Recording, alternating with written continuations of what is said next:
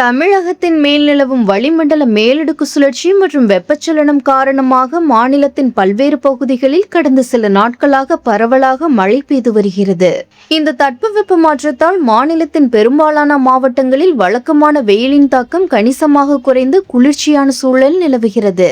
இதனால் கத்திரி வெயிலின் கொடுமையால் தவித்து வந்த பொதுமக்கள் தற்பொழுது பெரும் நிம்மதி அடைந்துள்ளனர். இன்றைய வானிலை நிலவரத்தின்படி நீலகிரி, கோவை, மதுரை, திருச்சி, சிவகங்கை, சேலம், தர்மபுரி மற்றும் கிருஷ்ணகிரி ஆகிய 8 மாவட்டங்களில் இடிமின்னலுடன் கூடிய கனமழைக்கு வாய்ப்புள்ளது.